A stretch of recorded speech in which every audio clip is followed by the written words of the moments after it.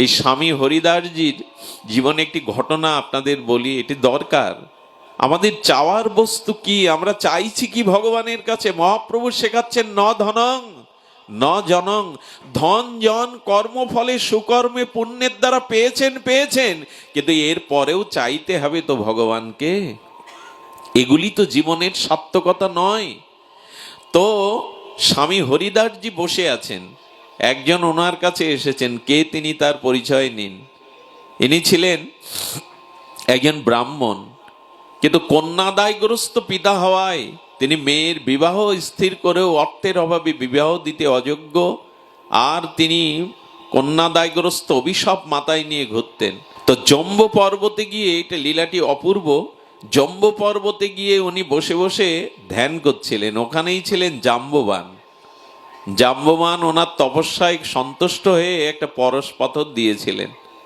যাও, এই পরশ পাথরটা তোমার কাছে 12 বছর থাকবে, 12 বছরের মধ্যে তোমার যা চাওয়া পাওয়া মিটিয়ে নিও।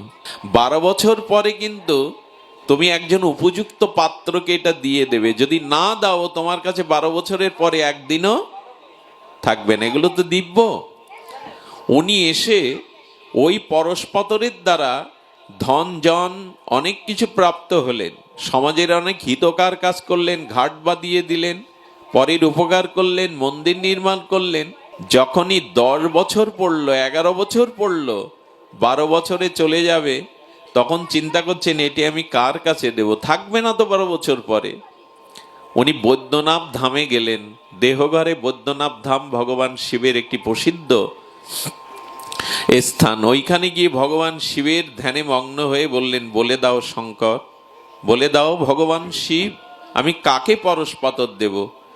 শঙ্কর দৈববাণীর দ্বারা বললেন, যাকে দিতে গেলে নিতে চাইবে না তাকে দেবে। পরশ পাথর যাকে দিতে গেলে অস্বীকার করবে তাকে দেবে।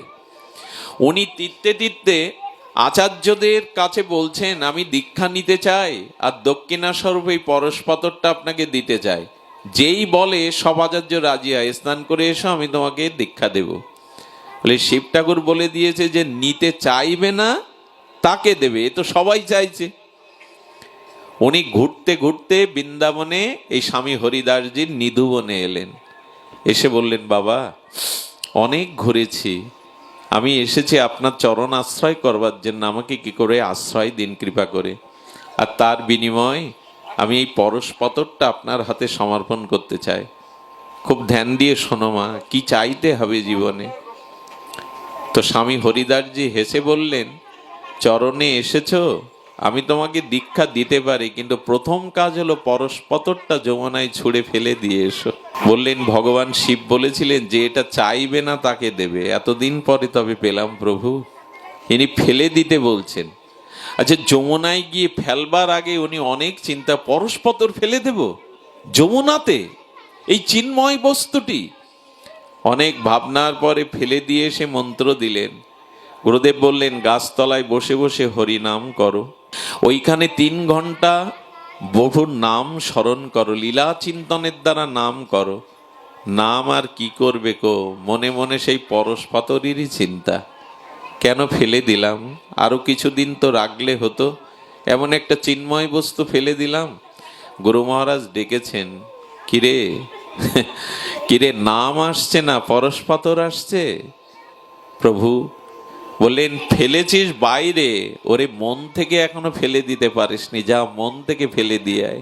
আমরা বাইরে যতই ত্যাগ বৈরাগ্য দেখায়, মনে যদি বিষয় আসক্তি থাকে না, তাহলে প্রেম আসতে বাধা হয়ে দাঁড়াবে।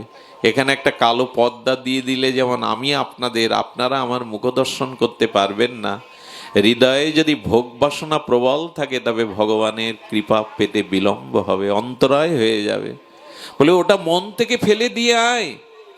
উনি মন থেকে তাড়াতে পারছেন না, ওনার সাধন ভজনও ঠিক হচ্ছে না। ইনি সমর্থ গুরুদেব স্বামী হরিদাস হঠাৎ একদিন ডেকে বললেন, শোন রে, যমুনায় ডুব দিয়ে 2 করপল্লব দিয়ে যমুনার কিছু বালি তুলে আনতো আমার প্রয়োজন।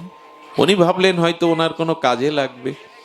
উনি যমুনায় ডুব দিয়ে 2 করপল্লব দিয়ে যখন বালি তুলেছেন, চোখের সামনে দেখছে বালি না, ওনার হাতে শত শত ওই পরশ পাথর ওনার হাতে।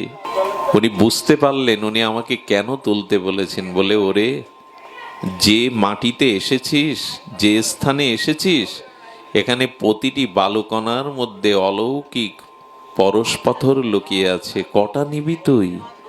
ওইটা ফেলে দিয়ে রাধারানীর চরণ পরশ পাথরের সন্ধান কর, ভগবানের নামরূপ পরশ পাথরের সন্ধান কর।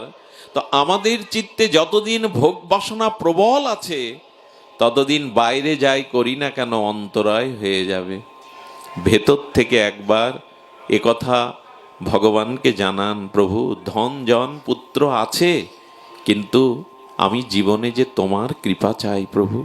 এটা তো চিরস্থায়ী নয়, কোনো বস্তুই জগতে চিরস্থায়ী নয়, অনিত্য, দুঃখপ্রদ। তো ভগবানকে চাওয়ার মতো চাইতে হবে, আর এই নামকে যথাযথ রূপে ভাবের দ্বারা গ্রহণ করতে হবে। আপনাদের নাম সম্পর্কে শাস্ত্র বহু কথাই বলেছেন, সেই নাম শ্রুতিমাতা বারবার বলেছেন। আর মহাপ্রভু তো উদ্গত ঘোষণায় করেছেন, শোনো মিশ্র কলিযুগে নাহি তপযজ্ঞ, যে জনা কৃষ্ণ ভজে তার মহাভাগ্য। অতএব গৃহে তুমি কৃষ্ণ ভজ গিয়া, খুঁটিনাটি পরিহরি একান্ত হইয়া, সাধ্য সাধন তত্ত্ব যা কিছু সম্বল, হরিনাম সংকীর্তনে মিলিবে সকল।